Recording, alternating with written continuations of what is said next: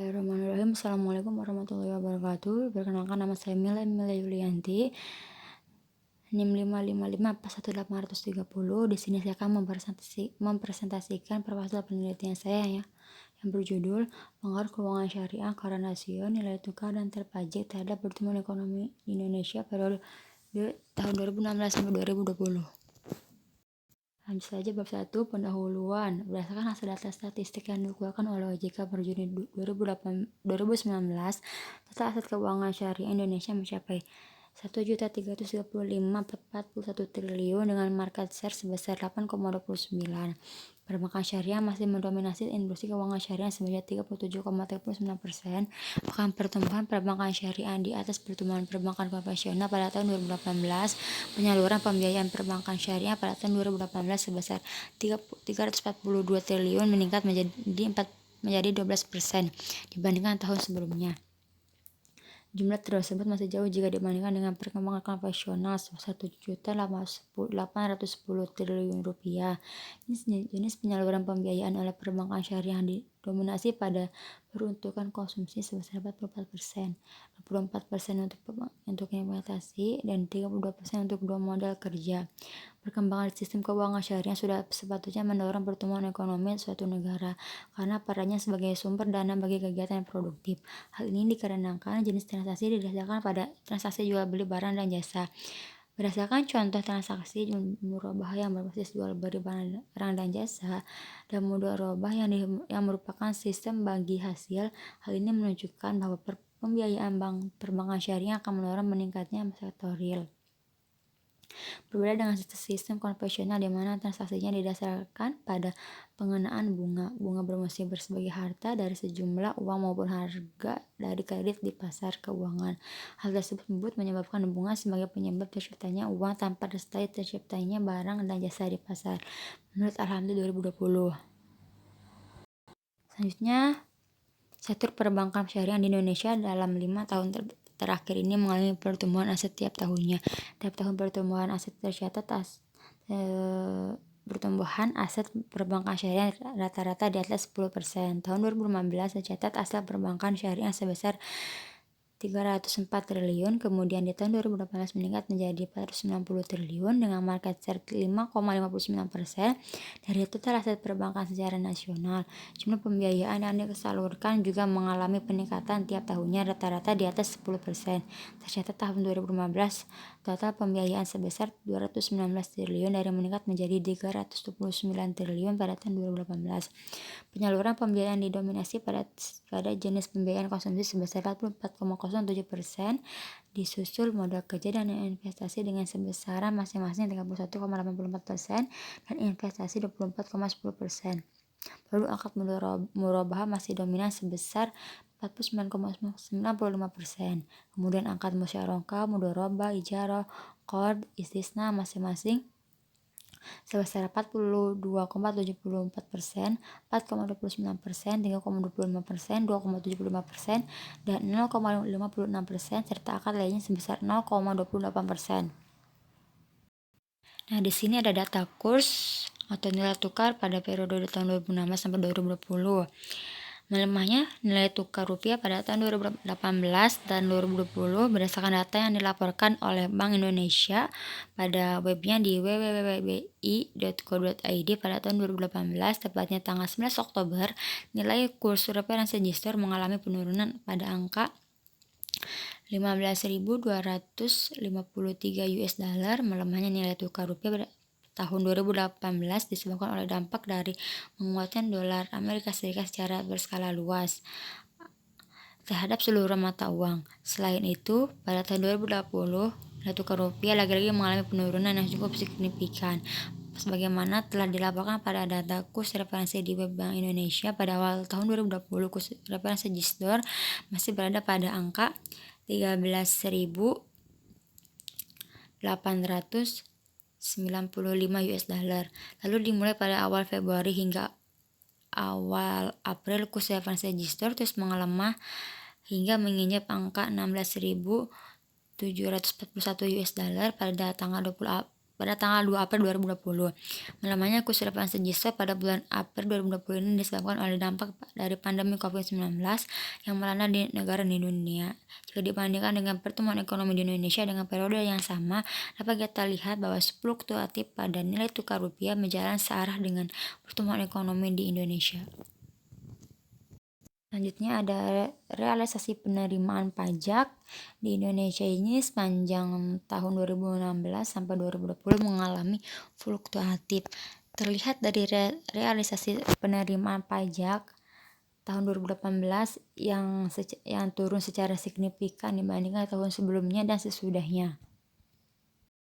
Kemudian pada pertumbuhan ekonomi merupakan masalah perekonomian jangka panjang dan pertumbuhan ekonomi merupakan fenomena penting yang dialami dunia belakangan ini. Proses pertumbuhan ekonomi tersebut dinamakan sebagai modern economic growth. Pada dasarnya, pertumbuhan ekonomi diartikan sebagai suatu proses pertumbuhan output per kapita dalam jangka panjang.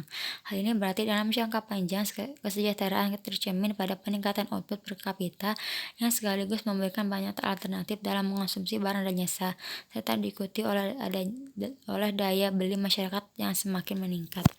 Pertumbuhan ekonomi juga bersangkut paut dengan proses peningkatan produksi barang dan jasa dalam kegiatan ekonomi masyarakat. Dapat dikatakan bahwa pertumbuhan menyangkut perkembangan yang berdimensi tunggal dan diukur dengan meningkatnya hasil produksi dan pendapatan nasional yang ditunjukkan oleh besarnya nilai produk domestik bruto. Selanjutnya ada rumusan masalah. Yang pertama, apakah variabel keuangan syariah berpengaruh positif terhadap pertumbuhan ekonomi di Indonesia? Yang kedua, apakah variabel nilai tukar berpengaruh positif terhadap pertumbuhan ekonomi di Indonesia? Yang ketiga, apakah variabel pajak berpengaruh positif terhadap pertumbuhan ekonomi di Indonesia? Kemudian ada tujuan penelitian. Yang pertama, untuk meningkatkan apakah variabel keuangan syariah berpengaruh positif terhadap pertumbuhan ekonomi di Indonesia. Yang kedua, untuk mengetahui apakah variabel nilai tukar berpengaruh positif terhadap pertumbuhan ekonomi di Indonesia. Yang ketiga, untuk mengetahui apakah variabel pajak berpengaruh positif terhadap pertumbuhan ekonomi di Indonesia. Kemudian bab 2 landasan teori, ada kerangka pemikiran, keuangan syariah X1, nilai tukar X2, pajak X3, dan pertumbuhan ekonomi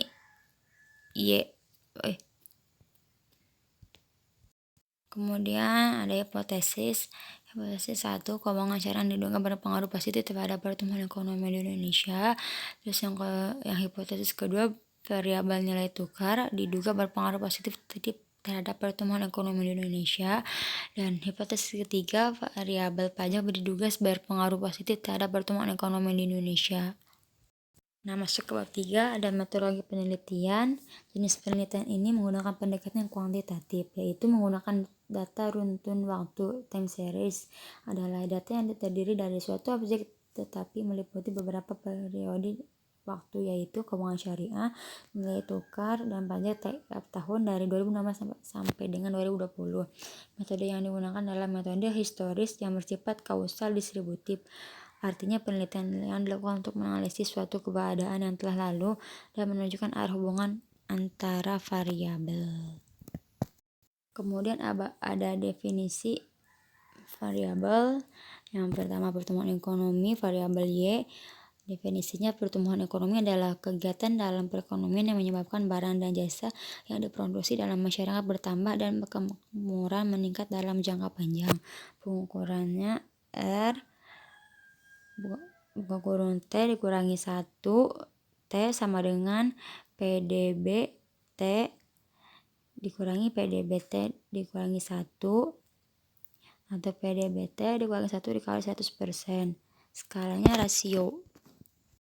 Next ada keuangan syariah, yaitu X1. Sistem keuangan merupakan sistem yang menghubungkan pihak pelebihan dana dengan pihak mekanisme transfer keuangan. Perbankan atau keuangan merupakan salah satu lembaga yang berada pada sistem tersebut. Keberadaannya dapat mengefisienkan transaksi biaya informasi dan meminimalkan risiko penempatan dana. Pengukuran skala rasio sama dengan dikali 100%. Namanya rasio. Selanjutnya ada nilai tukar. Variabel X2, kurs merupakan salah satu hal yang terpenting dalam perekonomian terbuka karena memiliki pengaruh yang sangat besar bagi neraca transaksi berjalan maupun variabel makroekonomi lainnya. pengukuran nilai tukar real sama dengan nilai tukar nominal dikali IHK luar negeri atau IHK domestik, artinya rasio. Nah, kemudian ada variabel X3. Definisi pajak adalah iuran masyarakat pada negara yang dipaksakan, yang terutang oleh yang wajib membayarnya menurut peraturan umum undang-undang dengan tidak mendapat prestasi kembali yang langsung dapat ditunjuk dan yang gunanya adalah untuk membiayai pengeluaran umum yang berhubung tugas negara untuk menyelenggarakan pemerintah. Pengukurannya buoyancy sama dengan dan penerimaan pajak atau persen basis pajak, skalanya rasio. Masuk ke bab 3, metodologi penelitian, populasi dan sampel. Populasi adalah keseluruhan jumlah yang terdiri atas objek dan subjek yang mempunyai karakteristik dan kualitas tertentu yang ditetapkan oleh peneliti untuk diteliti dan kemudian ditarik kesimpulannya menurut Sujarwani 2020. Subjek yang akan diteliti dalam penelitian ini adalah instrumen yang berada pada keuangan syariah, nilai tukar dan pajak terhadap pertumbuhan ekonomi di Indonesia selama periode 2016 sampai 2020. Sampelnya adalah bagian dari sejumlah karakteristik yang dimiliki oleh populasi yang digunakan untuk penelitian.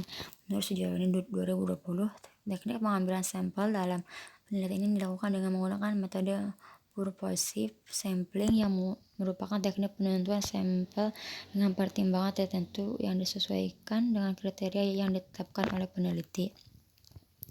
Sumber datanya data dalam penelitian ini menggunakan bersumber dari data sekunder. Metode pengumpulan data. Metode dalam pengumpulan data dapat digunakan dalam penelitian ini adalah menggunakan metode kepustakaan dan metode dokumentasi. Teknik analisis data yaitu ada analisis deskriptif, ada analisis regresi dengan rekaman efek, fixed effect, random effect. Terus ada uji konsumsi klasik yang terdiri dari normalitas, autokorelasi, heteroskedasitas, dan multikolinearitas. Terus kemudian ada uji statistik, yaitu ada uji T, uji F, dan uji koefisien determinasi. Baiklah, cukup sekian presentasi hasil proposal penelitian saya ini. Kurang lebihnya mohon maaf. Wassalamualaikum warahmatullahi wabarakatuh.